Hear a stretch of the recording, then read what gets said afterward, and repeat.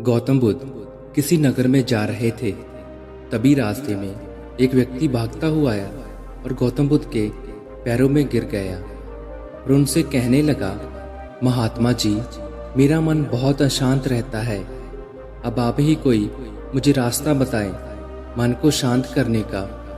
गौतम बुद्ध उस व्यक्ति से कहते हैं, शांत हो जाओ, मैं तुम्हें एक कहानी सुनाता हूँ जिससे तुम्हें मन को शांत करने का उपाय मिल जाएगा।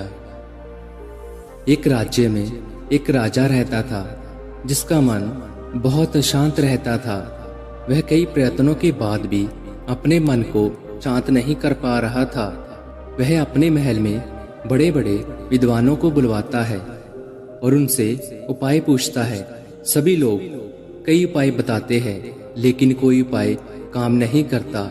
एक दिन एक व्यक्ति राजा के पास आता है और उनसे कहता है कि आपके मन को शांत करने का उपाय मेरे पास है। राजा उस व्यक्ति की बात सुनकर बहुत खुश होता है और उस व्यक्ति से कहता है, अगर तुमने मेरा मन शांत कर दिया तो मैं तुम्हें उतना दान दूंगा जितना तुम मुझसे मांगोगे। वह व्यक्ति राजा से कहता है, आपका मन तो मैं शांत नहीं कर सकता, लेकिन एक सन्यासी है जो तुम्हारा मन शांत कर सकता है। वह कोई आम सन्यासी नहीं है, वह एक प्रसिद्ध सन्यासी है। आप उनसे एक बार जरूर मिले, वह आपकी समस्या का समाधान जरूर कर देंगे। राजा उस व्यक्ति से कहता है, कहाँ मिलेगा ये सन्यासी? वह व्यक्ति राजा से कहता है, जहाँ से कुछ दूर जंगल में उनकी एक छोटी सी कुटिया है। राजा अपने कुछ सैनिकों के साथ उस सन्यासी के पास पहुंचता है और उस बौद्ध भिक्षु से कहता है, मैंने सुना है आप बहुत ही पहुंचे हुए सन्यासी है। बौद्ध भिक्षु राजा को अनदेखा कर देते हैं। राजा सोचते हैं कि शायद बौद्ध भिक्षु ने मुझे सुना नहीं। राजा फिर से कहते हैं, मैंने सुना है कि आप बहुत पहुंचे हुए सन्यासी है, क्या आप मेरी समस्या का समाधान कर सकते हैं? बौद्ध भिक्षु राजा के किसी भी प्रश्न का उत्तर नहीं देते और राजा मन ही मन सोचता है कि बौद्ध भिक्षु उसे कोई उत्तर क्यों नहीं दे रहे। अब राजा सीधे मुद्दे की बात पर आता है। बौद्ध भिक्षु से राजा पूछता है, क्या आप मेरे मन को शांत कर सकते हो? बौद्ध भिक्षु मुस्कुराते हुए कहते हैं, तुम्हारा मन शांत क्यों है? राजा कहता है, वैसे तो मेरे पास किसी भी चीज की कोई कमी नहीं है। धन मेरे पास इतना है जिसकी कोई कमी नहीं। सब सुख सुविधाएं हैं। लोगों के मन में मेरे लिए आदर है। मैंने बहुत सारे दान पुण्य भी किए हैं, पर मेरे अंदर एक ही चीज की कमी है, मेरा मन शांत रहता है। लेकिन अगर ये कभी कभी शांत हो भी जाता है तो फिर से अशांत हो जाता है।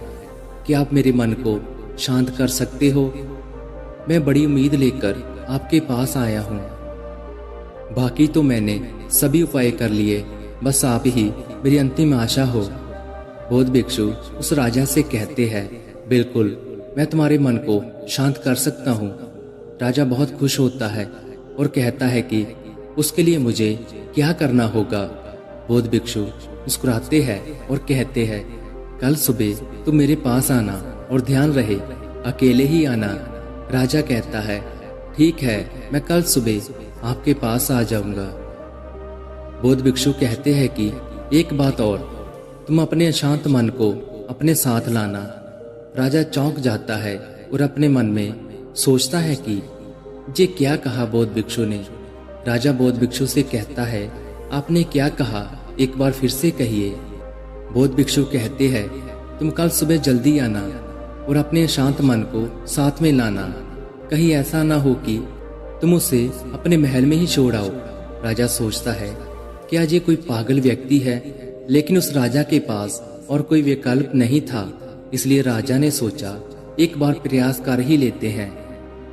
अगले दिन राजा सुबह सुबह अकेला बौद्ध भिक्षु के पास पहुंचा और बौद्ध भिक्षु से कहता है कि सन्यासी जी, मैं आ गया हूँ। बौद्ध भिक्षु उस राजा से कहते हैं, तुम तो आ गए, लेकिन तुम्हारा अशांत मन कहाँ है? लाओ उसे मुझे दे दो, मैं उसे अभी शांत करके तुम्हें दे देता हूँ। राजा कहता है, जी आप कैसी बात कर रहे हैं? आप इतने पहुंचे हुए सन्यासी होकर ये भी नहीं जानते कि मन कोई वस्तु नहीं है जिसे मैं उठाकर आपको दे दूं। मन तो मेरे भीतर है। बौद्ध भिक्षु कहते हैं, ठीक है, बैठ जाओ और आंख बंद करके अपने उस अशांत मन को अपने भीतर खोजो। राजा आंख बंद करके उस अशांत मन को अपने भीतर खोजने का प्रयास करता है। बहुत देर आंख बंद करके बैठने के बाद बौद्ध भिक्षु राजा के कंधे पर हाथ रखते हैं और कहते हैं, आंख खोलो राजा। आंख खुलते ही बौद्ध भिक्षु उससे पूछते हैं, क्या तुम्हें तुम्हारा शांत मन मिला? राजा कहता है, नहीं मिला। बौद्ध भिक्षु उस राजा को कहते हैं, कोई बात नहीं, अब तुम कल प्रयास करना, आज के लिए इतनी खोज पर्याप्त थी। राजा अपने महल में चला जाता है। फिर अगले दिन राजा फिर बौद्ध भिक्षु के पास आता है और वैसा ही करता है जैसा कल बौद्ध भिक्षु ने बताया था। राजा आंख बंद करके बैठ जाता है और अपने शांत मन को अपने भीतर खोजने लगता है। राजा बहुत देर तक बैठा रहता है। बौद्ध भिक्षु फिर से राजा के कंधे पर हाथ रखते हैं और कहते हैं, क्या तुम्हें तुम्हारा शांत मन मिला? राजा बहुत ही धीमी आवाज से कहता है, नहीं। बौद्ध भिक्षु राजा से कहते हैं, कोई बात नहीं, आज के लिए इतना ही पर्याप्त है, अब तुम कल आना। वह राजा अगले दिन फिर बौद्ध भिक्षु के पास आया और फिर वैसा ही करता है जैसा अभी पिछले 2 दिन से कर रहा था। राजा आंख बंद करके बैठ जाता है और अपने भीतर अपने अशांत मन को खोजने लगता है। इस बार बौद्ध भिक्षु राजा के कंधे पर हाथ नहीं रखता, उसकी आंखें नहीं खुलती। वह राजा बस अपनी आंखें बंद करके बैठा रहता है। बहुत समय बीत जाता है। बौद्ध भिक्षु राजा के पास ही बैठे रहते हैं। पूरा दिन बीत जाता है, पूरी रात बीत जाती है, लेकिन राजा अपने उस अशांत मन को ढूंढ रहा होता है। अगले दिन राजा की आंखें खुलती है और जैसे ही राजा की आंखें खुलती है, वह अपने सिर को बौद्ध भिक्षु के चरणों में रख देता है और कहता है कि मुझे मेरा अशांत मन तो नहीं मिला है, लेकिन वह शांति जरूर मिल गई जिसकी तलाश में मैं अभी तक भटक रहा था। गौतम बुद्ध अपनी कहानी समाप्त करते हैं और उस व्यक्ति से कहते हैं, तुम्हारे मन की शांति तुम्हारे भीतर है। दोस्तों, उस राजा की तरह हम भी अपने मन की शांति को कहीं बाहर खोज रहे होते हैं, जबकि वह शांति कहीं बाहर नहीं, अपने भीतर ही होती है। जरूरत है तो उसे अपने अंदर खोजने की और उसका समाधान करने की।